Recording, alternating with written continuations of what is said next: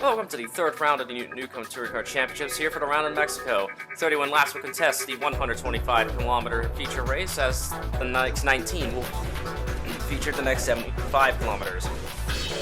As you can even see on our starting lineup, usually Max has been given a 5-year penalty for his antics in the feature race from over in Canada. He'll be sit back in 7th place as opposed to 2nd, where he would have been on the front row otherwise.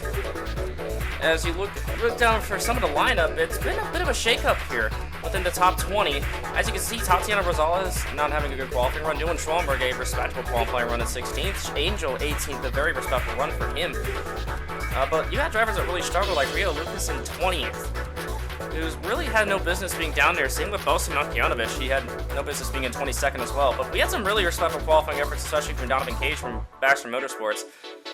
Mind you, but some teams are really struggling. Nathan Orman had setup issues in qualifying, and this is why he's down in 27th place. And you have some of the backmarkers. Hudson Williams a little bit higher than he typically is. Patrick Smith as well in qualifying with a struggle with his setup as well. Same will go for the Van Dalens, who were pretty much dead last throughout practice and entered qualifying, as you saw Sebastian Van Dalen and Barsha Johansson start in the back of the grid. Now, this race is known to be high attrition build, and being that it's Mexico City with the new race car, it's definitely going to be stirring up a lot of drama here. That being said, we don't suspect that there will be too many safety cars throughout the feature race, but time has told us before that we could be very much wrong here today. Without further ado, let's head on to the feature race. Under Veslowski on pole for the feature race here in Mexico City. This is a great start for the 44 team. He's definitely had the points lead for a little bit up till Canada when the Max took the lead back. He's back in 7th right now. Blake Warren with an excellent start, as well as Mitchell Carter in the 8 and 88 respectively. As Tamura is going to fall back to P4 at the moment. Veslowski runs wide into turn 1. We'll have to see what the exit is in turn 3. Carter looks ahead and contact with Warren. It looks like as Mitchell Carter is going to inherit the race lead, but look, here comes Yuki Tamura into 2 for the lead. The opening lap here at this racetrack is incredibly chaotic, especially if you're somebody like Yuki Tamura who takes advantage of these opportunities. And we have a yellow flag on the track for an incident. We'll have to check that out here in a second. But Mitchell Carter doing all he can to defend from Yuki Tamura, but that's going to be all for nothing as she immediately gets around the outside for the race lead. Tamura on a mission right now to try to secure another feature race win under her belt as we are in the early stages of this year. So Tamura going to have no trouble leading the first lap. They're still battling for 3rd there. Veslowski and Mitchell Carter are respectively. Looks like Blake Warren might be in the midst of that now for 2nd at this time. Let's have a look at what happened here in the back, what caused a yellow flag. It looks like Genji Paling, no, actually it was Veronica Ryan setting it in there on Martin Vanderzijde, and that's going to collect Donovan Cage, and that was Genji Paling going around. And that's going to be a time penalty for Veronica Ryan, that's for sure. Battle for 2nd continues to heat up between Blake Warren. Oh, and there's a stop and go penalty for Veronica Ryan that we weren't aware of until just now. Anyways, Warren is going to get away with 2nd place. The veteran had very good starts in the past. He looks to continue that today. Veronica Ryan has really had a tough start to the year. She qualified well down the order, and having sent that car into Vanderzijde with a time penalty as well as a stop-and-go penalty is not going to do her any favor today. Speaking of her teammate, Naomi Osakawa has a lot of grip trouble this weekend. As you'll see here, she gets the outside retaining wall on the exit of the carousel, but Max Canati had a similar issue as well on the exit this time. So while it'll compromise her track position for the time being, Osakawa is going to maintain the battle with the 22 of Max Canati, who's having an okay run so far in the 22. His teammate Jeffrey Finguy is much further ahead. Battle for 3rd once again heats up between Mitchell Carter and Hunter Veslowski. It looks pretty decisive though at this point, as Veslowski's going to take over the position convincingly over the 88. The 88 has some more to do if he wants to get that 3rd position back. Meanwhile in the back, we had a bit of trouble there between Hudson Williams and Lula Lamona. As you'll see, he'll turn the 36 off the track, but she miraculously does not touch the wall. She's going to get away completely unscathed, and the officials have decided to take no action on this incident, interestingly enough. Defending Drivers' Champion Rena Hirose already on Veslowski for what is now 4th position. Now she's going for Mitchell Carter for 3rd. As you may recall, Hirose lost the feature race in Canada because of a collision with Eugene DeMax in the later stages of the race, and now she's really hunting for another feature race win. She is currently the fastest car on the racetrack, and I would be absolutely terrified if you see a black and orange number 1 in your mirrors, as Mitchell Carter is right this second. After Carter eventually lost position to Hirose later in the lap, now there's a 63 of Arthur Morales, and there's the 88 in the wall. And as you can see, there's been a lot of grip troubles here on the carousel. A lot of drivers cannot seem to figure out the setup and how to best run it for their best lap times. That's why you saw Nathan Orman and Patrick Smith having struggled in their qualifying runs, and they're further back than they really need to be. But Mitchell Carter, he's still holding on to a top 5 run, so you really can't knock him out of the race yet. Marcia Johansson having an interesting strategy call. He pits on the end of lap 6. So a short stop strategy could be in play here. Or some of these drivers thought, oh, he might actually be reporting a mechanical problem. Lap 7, Mitchell Carter and Eugene DeMax are both going to find their way in pit road for a short pit as well. So this is the short pit strategy that I just mentioned earlier that I thought Johansson was doing. That wasn't the case at all. Kiki Laukkanen is having a rather respectable run within the top 20. He's been rather anonymous throughout most of the year. Whoa, watch it there, Laukkanen. Outbreaks himself in turn 1. Ooh, that's a bit of contact there between himself and Tatiana Rosales. I wonder what kind of drama that would cause here. It doesn't seem like anything's going to happen at all. Rosales seems unscathed, much less phased by the incident, and she's going to dive it down the inside into turn 4, and Rosales convincingly gets her around the 5. Fabio Vitavasa is going to short pit shortly thereafter. Same with Max Canati and Veronica Ryan. Veronica Ryan having a bit of setup issues herself. As we see right now, we have a bit of an issue on track. There's a bit of a collision going on there. Rosales and Patrick Smith, and Smith sends his teammate around. Wow, that was wholly unnecessary there from Patrick Smith. And I get you had a tough qualifying effort there, but there was absolutely no reason to send your teammate there at all. And yeah, I would agree with the steward's call right there, a 10-second time penalty added to the 66. That was, yeah, there was in no way necessary at all. Looks like Dylan Schwallenberg and Murilo Souza Cardoso are going to short pit as well.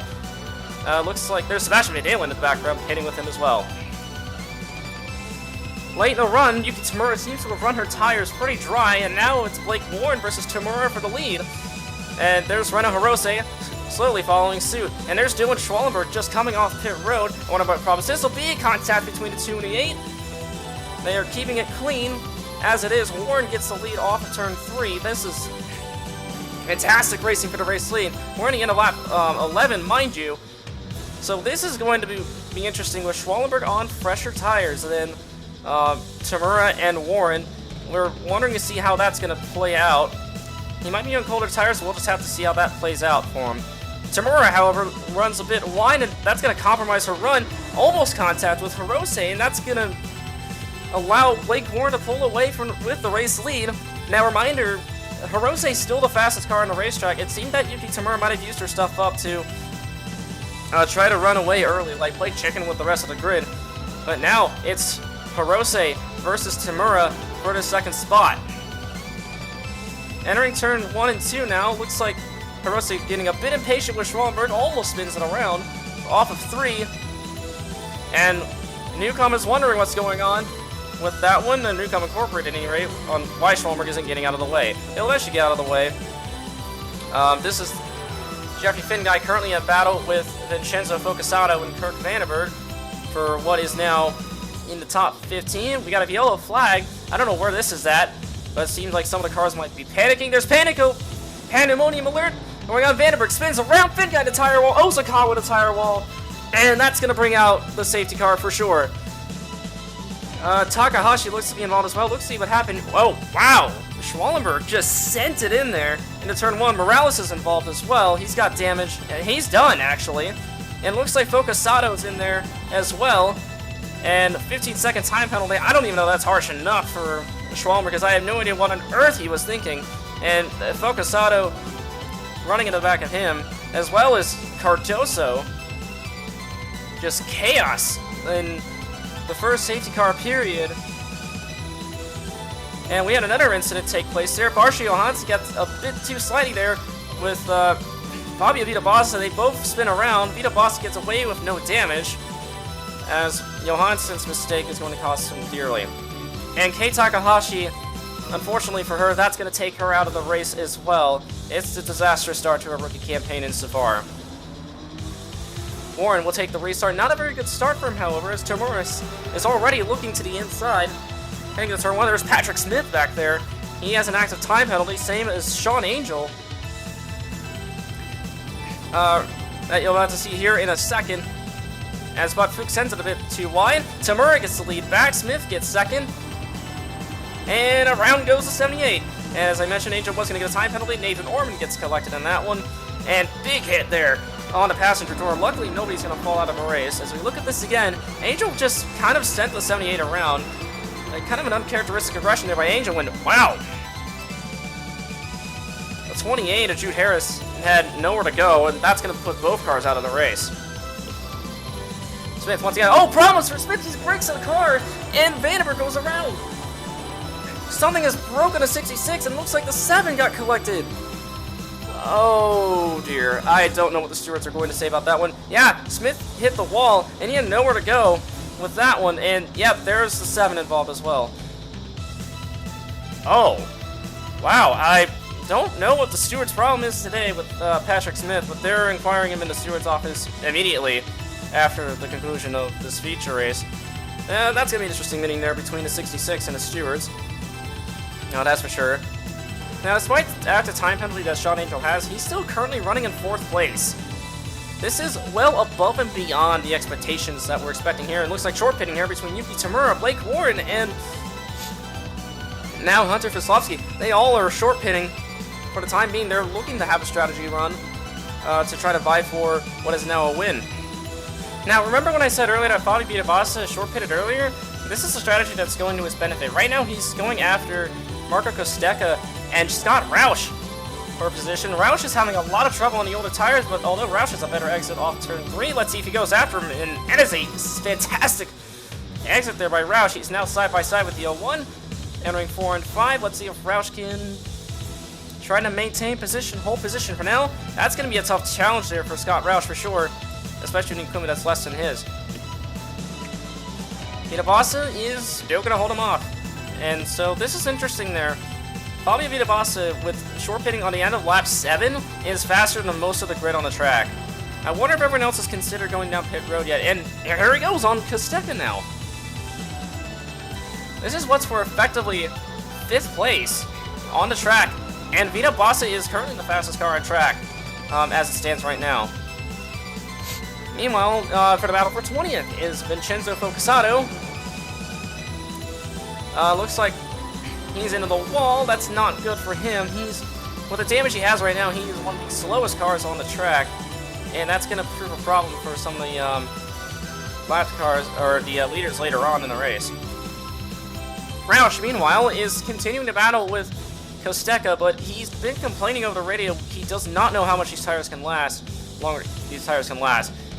and I'm curious why the strategists haven't pulled him in pit road yet. But it seems like Kosteka's had it worse, because Kosteka is going to run it wide, slam into the outside wall, and nothing will come of that one. Meanwhile, this is a battle for 20th now between Focasato and Martin Vanderside. Both are, by the way, a lap down. And Yoshiko Sakamoto also a lap down, might be joining in this battle as well. A lap later, Kosteka now is back on the back end of Scott Roush. Roush really complaining that he's got no grip on the tires and he wants to come in. And the team is just not letting him do that. They're expecting another safety car to come out, given the chaotic nature of the race already insofar, but I don't know about that one there. Kosteka gets around Roush convincingly. The poor rookie is really having a hard time out there, that's for sure. Next lap later, Roush is just beginning to hemorrhage track positions on the track. And now he's getting rather upset about how he's not being pulled in yet. He's lost about 3 seconds of pace on the track. And I'm beginning to wonder if this is some sort of team order there by DWC Renault Sport. but I really can't be sure about what the team is thinking here. Rio Lucas, also for track position as well. He's been very fast this afternoon as well, as he's going to try to blast by to 26.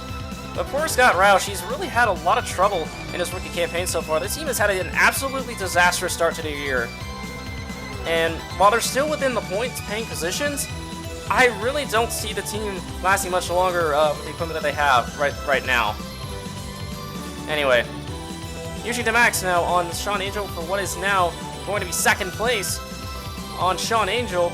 Those two have been rivals in the past when Angel was with Fingai Saitomi Ferrari, which is now inherited by Scuderia Grassaculo, and DeMax easily gets around the 42. So, deja vu from the feature race in Canada. It's going to be DeMax versus Hirose, and Hirose probably didn't like the sound of that one over radio when she's just informed that the 23's got around the 42. I don't see this rivalry ending anytime soon. Here's one driver that has had a very remarkable race so far. That's Genji Paling, who was running in 11th place. I have no idea how she's managed this run so far in the race, but she's actually closing up on Mitchell Carter for what is the top 10.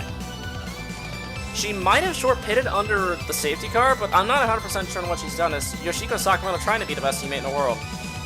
Back in 12th, there's Hudson Williams with a fantastic run in 12th place. The Baxter Motorsports backed team really should not be up there on the track, but you know, can I be surprised Lula Lamona back there as well with a splendid run herself. Donovan Cage is back in 14th place, so both the Baxter cars are having a fantastic future race so far, and I wouldn't put it past me if they scored some really big points for the team standards. And now this is a battle for what is now 20th place between Sakamoto, Vanderzide, and I believe Patrick Smith, who was a lap down. As Sakamoto sends it down the inside. Now, mind you, the top 20 grants you the pole position for the sprint race.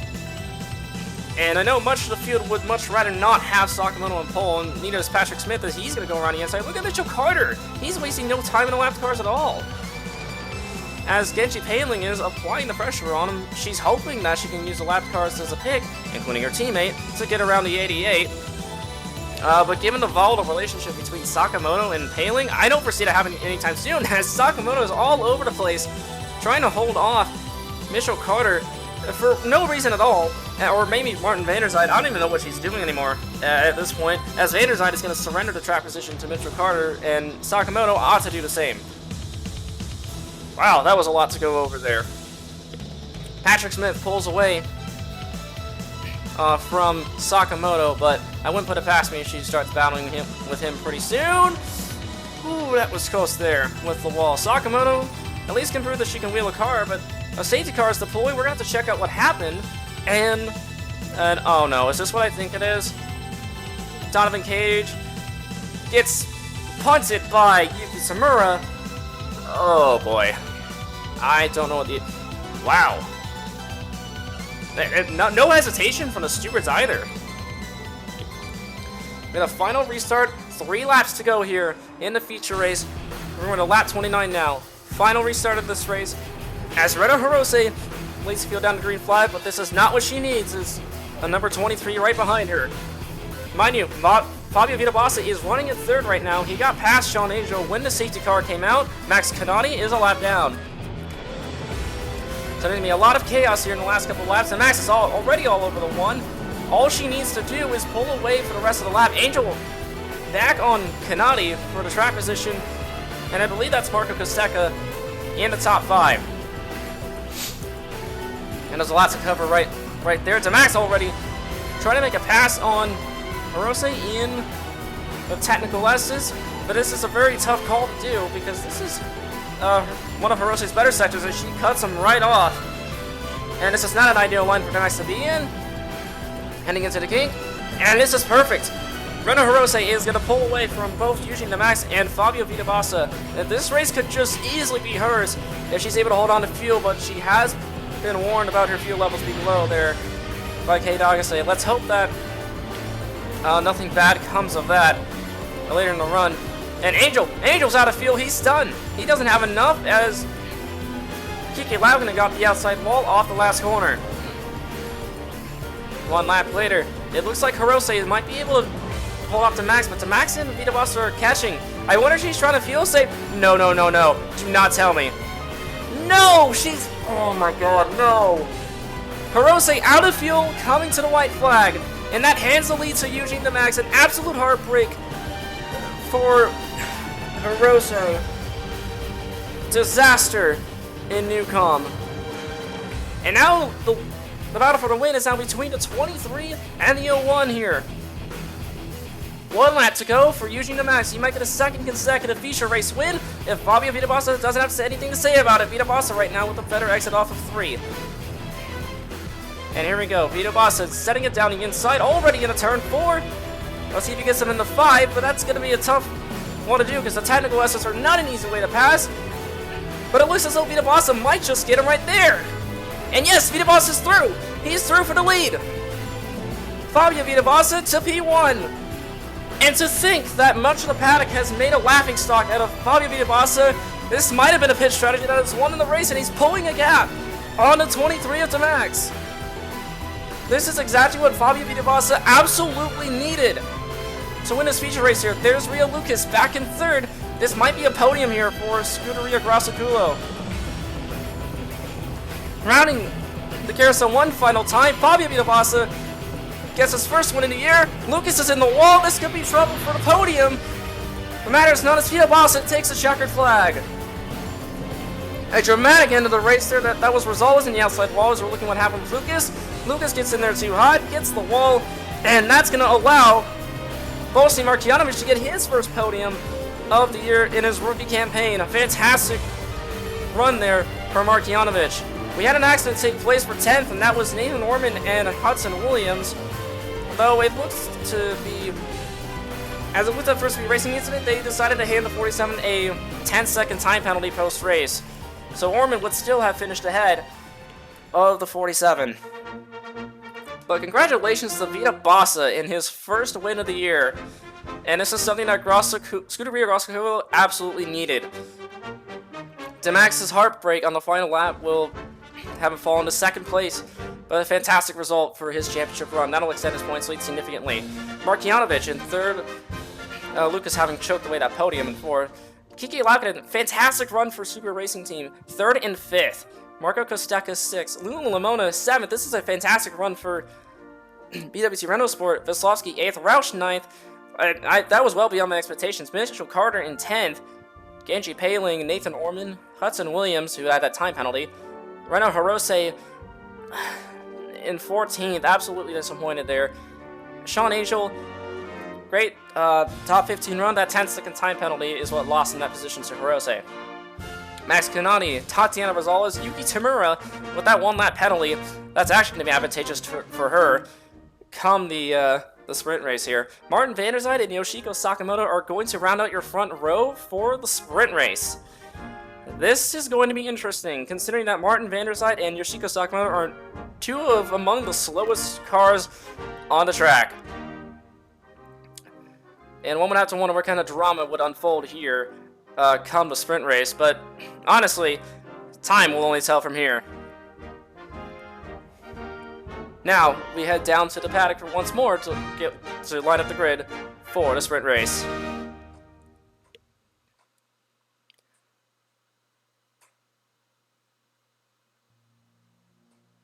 And here we go, Sakamoto on pole. This is going to be an extremely interesting start here. Vanderzijde and Sakamoto did not get a good start at all. There's Yuki Tamura all ready to pounce on this situation right there. Perhaps to redeem herself from her blunder in the feature race. She probably would have finished higher had she not gotten the lap penalty. Tamura already setting into the turn 1 on her former teammate. And Sakamoto tries to park the bus, but there was nothing she could do there. Her and Tamura and Rosales are through for the top 2, but Sakamoto's trying to come right after Rosales, or at least Rosales for a second. But that might be futile with the lack of equipment that she may have there. Well, nope, she might have a nose there in turn 4 and 5.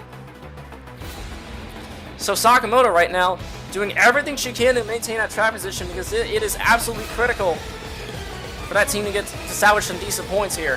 Her and Gauging Paling have both had pretty solid results here, 11th and 20th. And now she's going to hold off Van der Zyde for third. Van der Zyde might hammer positions right away because there's Nathan Norman right there, who's ready to take fourth right there, and he's already taken fourth. And a stop and go penalty there for Patrick Smith, so his weekend has gone from bad to worse.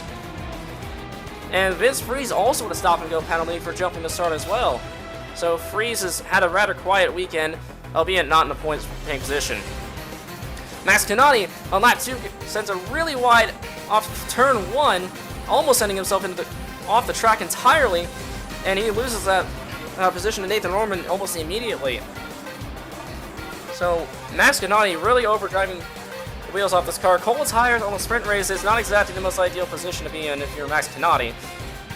But Canati fighting Norman back for the 4th position. Sakamoto still surprisingly holding her own in the top 3. She's all over the place, however, as Orman might pounce on a situation to take 3rd from her.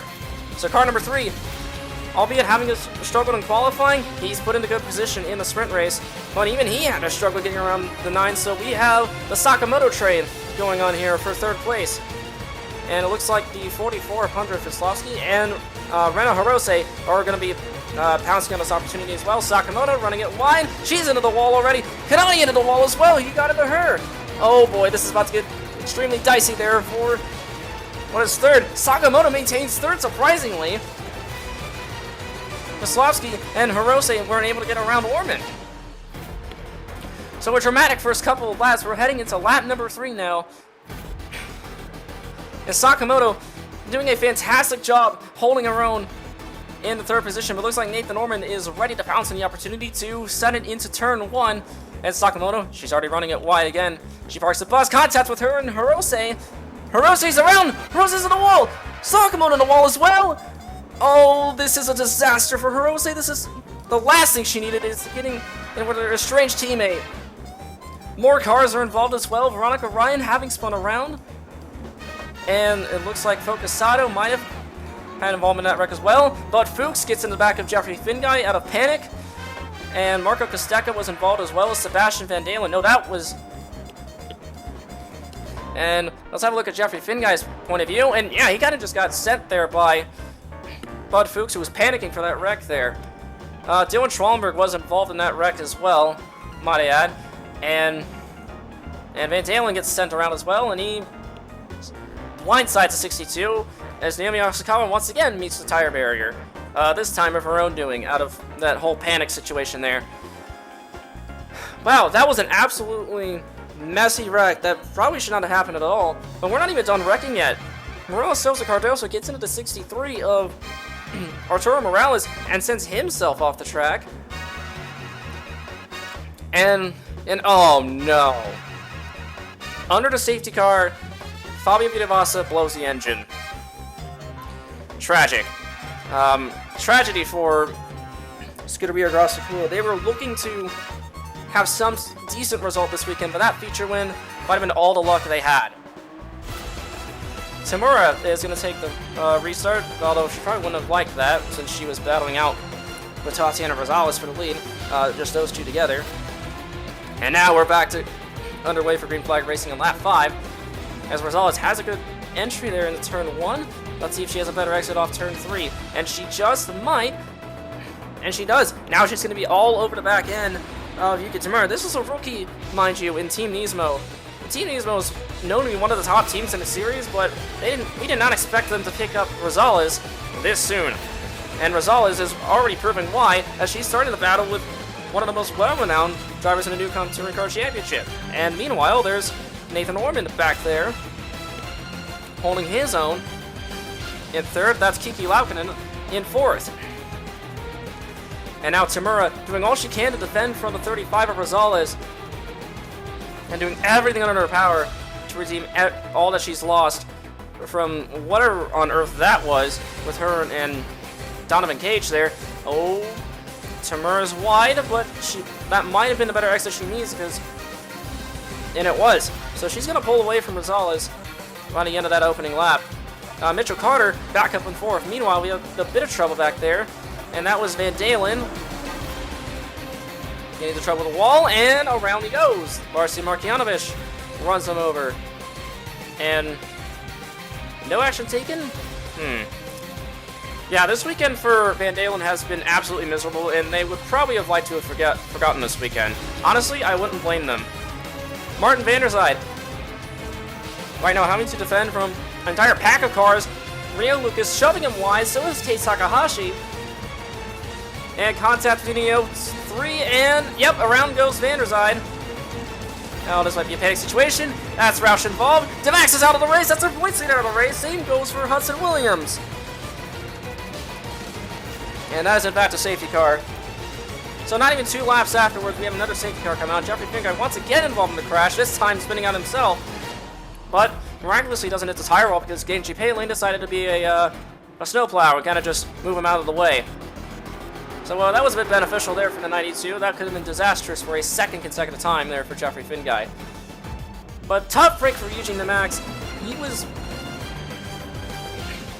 There was just nothing he could do. It'll be a big blow to his points lead, for sure, but I don't know what makes up the rest of his title contenders. That's not much I can say. On a restart, Timur did not get a good start at all. Nathan Orbit tried to make the jump on Rosales, but Rosales throws a block. She's going to enter on the left-hand side, or high, entering turn 1.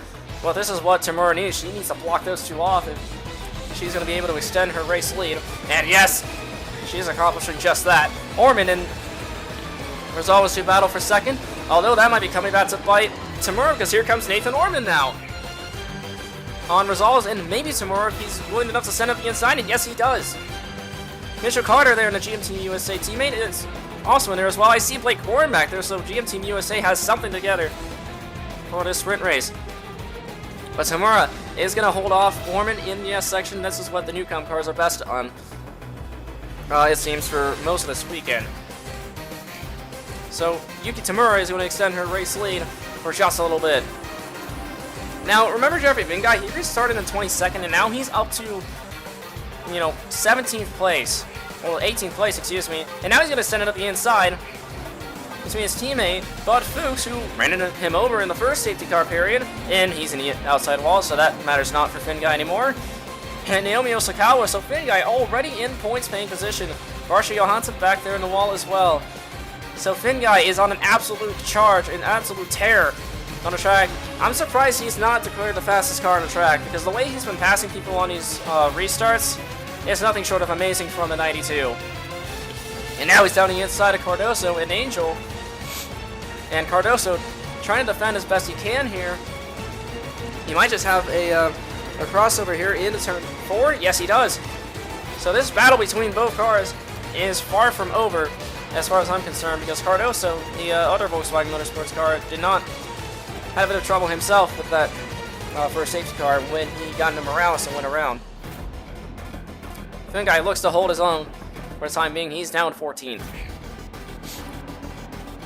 Cardoso himself, however, will have a bit of trouble with the wall, and okay, that's interesting. He had a better exit than Veronica Ryan, and that was for position. In fact, he has a better exit than Finguy. Now he's after Finguy for what is now 14th place.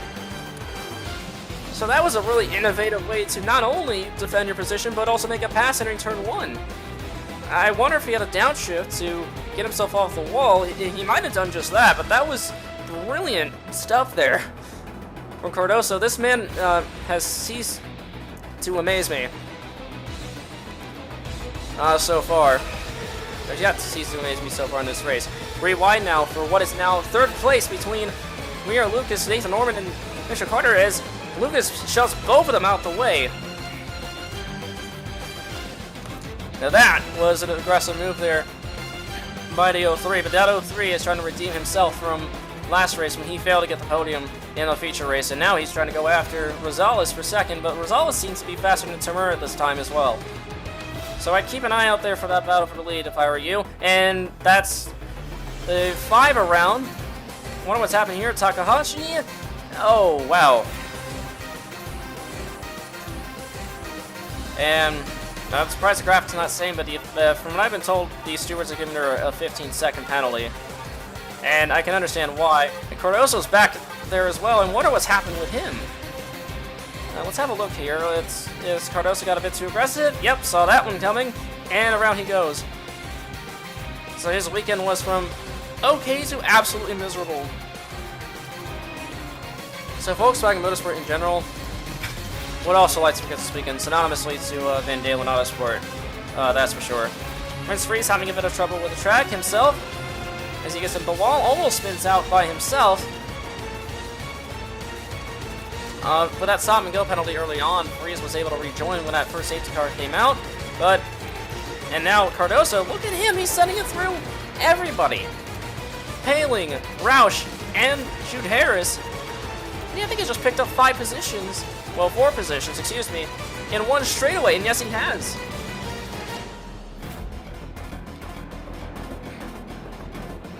And honestly, that comes as no surprise for the town of Moroa Souza Cardoso there, that's for sure. Naomi Yoshikawa, again with trouble with that outside retaining wall. Ooh, Kanani almost runs her over on the exit of the last corner. She's having a lot of setup problems herself today. Mitchell Carter has taken 3rd from the 03 of Rio Lucas. And now that battle for 3rd has been very intense for most of this race. As there's Arturo Morales back there battling with Nathan Orman for what is now 5th. Lucas with the better exit. He's going to send one down the inside and entering turn 1. And it looks like a battle for the lead ahead ourselves between Tatiana Rosales and Yuki Samura. As wild contact between the 03 and the 88. And Lucas is going to go through. Morales, whoa! Good grief, that was almost a crash between himself and Mitchell Carter. Code Brown probably for Mitchell Carter. Well, actually, no, that didn't phase him at all because he's trying to fight back with the 03 for 3rd because now he's got a Petronas Mercedes on his tail. Fantastic stuff there for what is P3. Now Carter hanging back in P4. He's looking pretty good in the championship right now as it stands. He could be in the top 5 in the points after this race. So Mitchell Carter, while rather quiet, has had an amazing start to the year. In the GM Team USA, the sophomore has.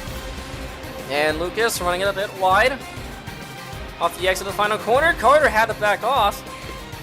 And now that's Morales taking advantage of this mistake to see if he can try to go for the lead. Yuki Tamura now under pressure from Tatiana Rosales for the race lead. Rosales is pushing everything she has in that Team Nismo for the race lead and what could effectively be the sprint win if she's able to get past her. But no, to no avail. Tamura had a bit of a compromise exit off of 3 that might allow Rosales to come back. And again, to no avail. Tamura, again, a little bit wide. She's making a lot of mistakes right now. She's cracking under pressure, which is normally what she doesn't do, especially in a sprint race like this. I think she's just trying to defend as much as she can here from Rosales, and I think she was able to do so successfully. And yeah, Rosales is out. I don't think she's going to be able to mount any kind of charge with Tamura anymore after that one. So Tamura is going to maintain the race lead for the time being. Meanwhile, battle for 3rd heats up again between Morales and Lucas. Lucas is in the wall. And contact between those two. Watch out, Mitchell. Whoa, my goodness. And that was, once again, the battle for 3rd could not have been more intense there between Arturo Morales, Rio Lucas, and Mitchell Carter. And yeah, Rosales has lost everything. Her pace is gone. I think she's wasted her tires on Yuki Tamura, as now Morales is now on the 35, almost runs into the back of her in entering turn 1. That is how much slower she is right now than the rest of the field. She might have used all her stamina up just to try to get to Tamura, or to challenge Tamura for the lead. Valiant effort at D, but Lucas loses that 4th spot there too. And yeah, even Rio Lucas is hemorrhaging positions himself, as Blake Warren now trying to nab the position there from the 03, but he is the widest Alfa Romeo out there right now. Warren having a bit of trouble getting around the 03 for what is now 5th place. Nathan Orman and Vincenzo Focasato follow suit. And Focasato has had a respectable race himself. But Warren wasting no time on the inside of the 03. For 5th place, white flag is out for Yuki Tamura, and that battle for 2nd is heating up again. So we have multiple battles going on. Tamura is taking the white flag.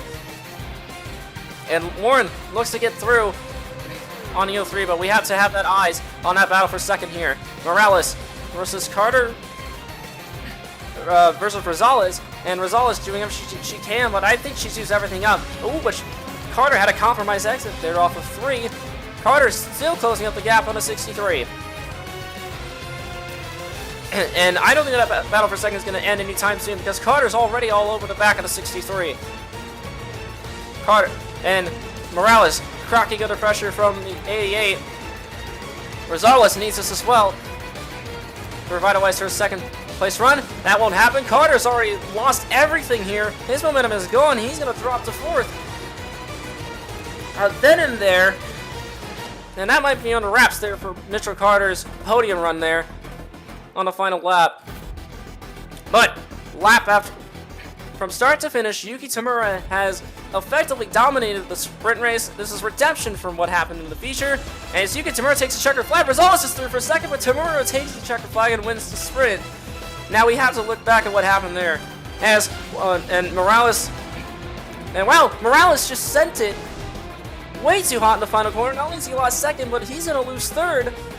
And maybe 4th as well. He does lose those 2 positions. Blake Warren might just beat Mitchell Carter to the line, and yes, he does. And we had an incident coming to the checkered flag. This was outside of points. Veronica Ryan gets into the wall and merges back into the 22 on Max Kanani, who effectively had nowhere to go. Again, this is effectively inconsequential there for Max Kanani and Veronica Ryan, since neither of those two would have scored points anyway. They were in the top 20 when that happened. Tamura's dominant race will earn her the 45 points absolutely needed to put her in this title fight with Demax's DNF today. Rosales taking back second at the last possible moment. A fantastic run for the rookie here for Team Nice-Mill. Blake Warren coming out of nowhere for 3rd on Mitchell Carter. A very close finish between both drivers. Arturo Morales will settle for 5th. Vincenzo Focasato surprises us again with a top 6 finish. Nathan Orman, Kirk Vandenberg, who we saw DNF earlier in the sprint race, and Rio Lucas falls all the way to 9th. He's hammered that many positions since his little blunder with the wall earlier. Sean Angel finds himself in 10th. Scott Roush in 11th, a respectable run for the rookie as well. Patrick Smith in 12th, so a solid recovery from that false start. Hunter Veslowski, Jeffrey Finguy, and Martin Vanderzijde will round out your top 15. And might I add, that is a fantastic run for Martin Vanderzijde in a Hirachi. As you look at our Drivers' Championship now, Yuki Demax holds a sizable points lead over Yuki Tamura, who has now launched herself to 2nd in the standings after her sprint race win. Hunter Veslowski in 3rd. Mitchell Carter, with his 4th place finish today, is 4th in the standings. Renato Horose's accident in the sprint race, we'll see her fall down to 5th in the standings. Vincenzo Focasato is up to 6th. Bobby Avitabas's victory today has rocketed up to 7th. Blake Warren, 2 points behind. Jeffrey Finguy, with an accident in the feature race that would have probably saw some decent points today, is only 9th. Rio Lucas is going to find himself in the top 10 as well. Kei Takahashi's incidents in DNS will find herself in 11th. Nathan Orman in 12th. Pretty respectable run for him so far in his rookie campaign. Tatiana Rosales, with her 2nd place run, finds herself 13th. Patrick Smith following suit. Arturo Morales in 15th. So hopefully he'll get that recovery drive to catch up to his teammate Veslowski here soon. Kolsi Markianovic in 16th. Marco Kosteka, with his respectable runs this weekend, finds himself 17th. Sean Angel, Kirk Vandenberg, and Dylan Schwallenberg will round out your top 20. Next time, the Neucom Touring Car Championship heads over to La Colina International for the round of Spain. And until next time, this is a production of the Neucom Touring Car Championship, and we'll see you next time.